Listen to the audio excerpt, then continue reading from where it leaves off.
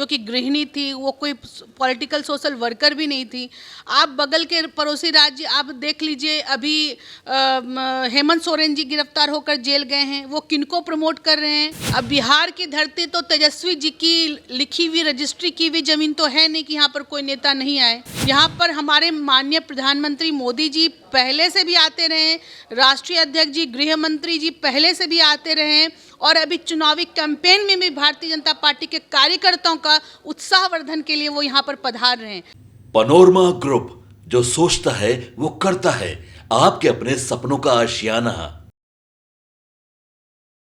जी नमस्कार, आप देख रहे हैं भारत लाइव। मैं वेद सिंह। जैसा कि आप सभी को पता है कि जी हाँ, कल आरजेडी की तरफ से 23 में से 22 सीटों पर उम्मीदवार का नाम तय होता है, और तय होने के बाद जो एनडीए में जो है वो खलबल सी मच जाती है, और तमाम जो पार्टियां जो हैं इसके बारे में सोचने पे मजबूर हो गई हैं।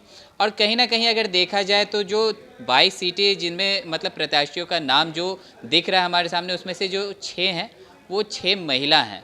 जी हाँ, लेकिन अगर बात की जाए एनडीए की, तो एनडीए जो है वो लगातार महिला सशक्तिकरण के बारे में बात करती है।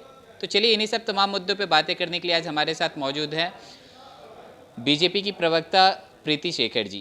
तो पहले तो स्वागत है आपका। बहुत बहुत धन्यवाद। कल की ही बात है, कल आरजेडी की तरफ से नाम का जो लिस्ट है, उम्मीदवारों का जो लिस्ट है 23 में से 22 सीटों पे क्लियर हो गया है, जिसमें से 6 जो हैं वो महिला नज़र आ रही हैं। इस पर क्या कहेंगी? देखिए, भारतीय जनता पार्टी में महिलाओं की क्या संख्या है, और आपने जैसा प्रश्न किया राष्ट्रीय जनता दल ने इतने महिला उम्मीदवार दिए, तो हम लोग अभी लोकसभा चुनाव लड़ रहे हैं। लोकसभा चुनाव में सभी राज्यों में कैंडिडेट तय हुए हैं, और आपको मैं जानकारी देना चाहती हूं कि 2014 के लोकसभा चुनाव में हमने 38 महिला उम्मीदवार उतारे थे। 2019 के चुनाव में हमने 55 महिला उम्मीदवार उतारे थे, और अभी तक जितनी हमारी सूची जारी हुई है, अभी तक हमने 68 महिला उम्मीदवारों के नामों की घोषणा कर दी है। ये भारतीय जनता पार्टी का संकल्प है, जो दिखलाता है कि वो महिलाओं का सम्मान करना जानती है। और बिहार में जो राष्ट्रीय जनता दल जितने महिलाओं को कैंडिडेट दिया है, वो महिलाओं को नहीं दिया है, उसमें से मैक्सिमम उनके परिवार की ही 2 सीटें, तो वो मीसा भारती जी, रोहिणी आचार्य जी, तो ये परिवार की महिलाओं को आगे बढ़ाने का काम करते हैं। और भारतीय जनता पार्टी में आपने देखा कि एक कर्मठ कार्यकर्ता धर्मशीला गुप्ता जी को राज्यसभा भेजा गया, अनामिका जी को विधान परिषद भेजा गया, और उसके अलावा भी हमारे विधानसभा में भी महिलाओं की यहाँ पर अच्छी खासी संख्या है भारतीय जनता पार्टी के महिला नेत्रियों की। तो भारतीय जनता पार्टी के लिए पूरे देश में महिलाओं को उन्होंने एक आगे बढ़ाने का काम किया है। और हम लोग लोकसभा चुनाव लड़ रहे हैं। लोकसभा की गिनती पूरे सीटों के क्या आकलन करके होता है, और उसमें आज हम सबसे ज़्यादा हैं, सबसे आगे बढ़कर हैं। इसलिए कोई यदि हम पर यह आरोप लगाता है कि हम महिलाओं के विरोधी हैं, तो मुझे लगता है कि उनका यह बात कहीं से भी सही नहीं है, उनकी यह बात। और हम सब लोगों ने, भारतीय जनता पार्टी ने सदैव ही महिलाओं को आगे बढ़ाने का काम किया। लेकिन अगर बात की जाए एक बयान में सम्राट चौधरी जो कि आपके पार्टी के मतलब हैं, तो उनका कहना है कि जो इंडिया गठबंधन है वो पहले परिवारवाद को लेकर उन्होंने एक टिप्पणी की थी कि महागठबंधन पहले अपने परिवार को देखता है। जैसे कि अगर मुख्यमंत्री अपनी बीवी को बनाते हैं और दूसरी तरफ देखा जाए तो बेटे को उप मुख्यमंत्री बनाते हैं, तो कहीं ना कहीं महागठबंधन भी तो पहले महिला को ही सीएम बनाने की कोशिश की। इस पर क्या कहेंगी? कहाँ महागठबंधन महिला को सीएम बनाने की कोशिश कर रहे हैं? कहीं पर भी नहीं। और आप महागठबंधन में तो आप देख रहे हैं कि अगर कोई एक नेता भ्रष्टाचार के आरोप में जेल जाते हो, तो आप शुरू से परंपरा देख लीजिए कि लालू जी जेल गए तो किसको मुख्यमंत्री बनाए? उन्होंने अपनी पत्नी को, जो कि गृहिणी थी, वो कोई पॉलिटिकल सोशल वर्कर भी नहीं थी। आप बगल के पड़ोसी राज्य आप देख लीजिए, अभी हेमंत सोरेन जी गिरफ्तार होकर जेल गए हैं, वो किनको प्रमोट कर रहे हैं? और अपनी पत्नी को प्रमोट करने में लगे थे। और आप फिर बगल में देख लीजिए, आम आदमी पार्टी दिल्ली में केजरीवाल जी जेल में हैं, और मुख्यमंत्री की कुर्सी से प्रेस कॉन्फ्रेंस करके कौन बोल रहा है? उनकी पत्नी बोल रही हैं। तो ये जितने भी नेता हैं, और अब देख लीजिए जब लालू जी जब चुनाव नहीं लड़ सकते हैं, तो वहाँ पर उन्होंने किसको फिर प्रमोट किया?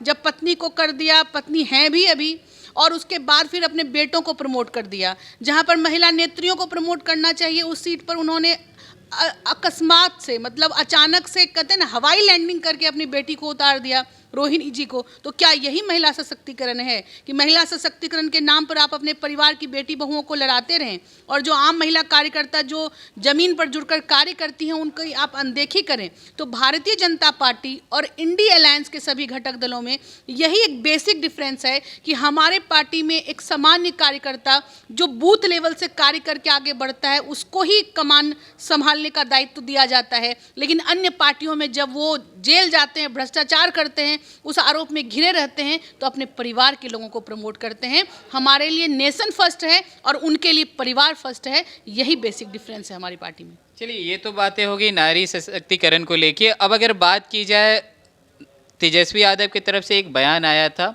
जब नरेंद्र मोदी और अमित शाह लगातार जो बिहार का दौरा कर रहे हैं, तो उनका कहना था कि ये नरेंद्र मोदी और अमित शाह 365 दिन भी अगर बिहार में आ जाएंगे तब भी बिहार की जनता जो है वो एनडीए के साथ नहीं जाएगी। अब देखिए, अब बिहार की धरती तो तेजस्वी जी की लिखी हुई रजिस्ट्री की हुई ज़मीन तो है नहीं कि यहाँ पर कोई नेता नहीं आए। यहाँ पर हमारे माननीय प्रधानमंत्री मोदी जी पहले से भी आते रहे, राष्ट्रीय अध्यक्ष जी, गृह मंत्री जी पहले से भी आते रहे और अभी चुनावी कैंपेन में भी भारतीय जनता पार्टी के कार्यकर्ताओं का उत्साहवर्धन के लिए वो यहाँ पर पधार रहे हैं। तो उनकी देखिए, तेजस्वी जी की कोई राजनीतिक जमीन बची नहीं है। उन्होंने हमेशा से सिर्फ वो परिवार और उसके बाद अपने परिवार के द्वारा किए भ्रष्टाचार को बचाने में जुटे हुए हैं, जबकि भारतीय जनता पार्टी राष्ट्र को हमारे राष्ट्र को विकसित भारत की श्रेणी में खड़े करने के लिए कार्य कर रही है। तो दोनों में जमीन आसमान का फर्क है और वो फर्क को कभी वो पाट नहीं पाएंगे। जनता अभी सभी का सम्मान कर रही है, मोदी जी पर उनको भरोसा है बिहार की जनता को, और मोदी जी ने भी करके दिखाया है। बिहार में पिछले ही बजट में 70% हिस्सेदारी केंद्र सरकार की थी।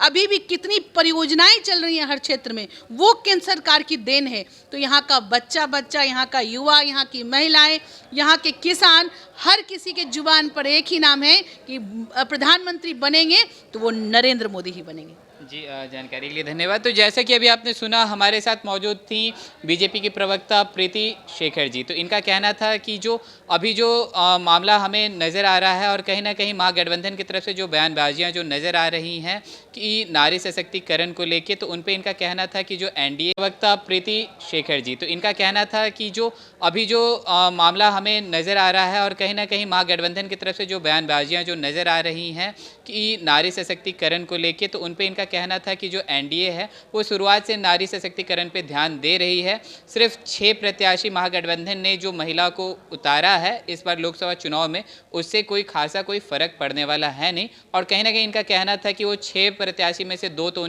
मतलब तेजस्वी यादव की फैमिली से ही बिलोंग करती हैं। तो और भी ऐसे तमाम खबरें देखते रहने के लिए आप देखते रहे भारत लाइव।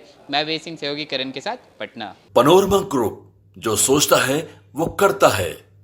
अगर ये वीडियो पसंद आई और वह बिहार के राजनीति और बिहारियत से सरोकार रखेनी तो सब्सक्राइब बटन दबा के चैनल के सब्सक्राइब कर ली। ओजे एगो घंटी बा, ओकरा बटन दबा देला से कुल सटीक और मारक खबर रुआ मुफ्त में मिल जाई। अगर रुआ पत्रकारिता के हमनी के नया प्रयोग में सहयोग कर चाहतानी तो ज्वाइन बटन दबा दी। पेटीएम नंबर नोट कर ली 9386816700। धन्यवाद।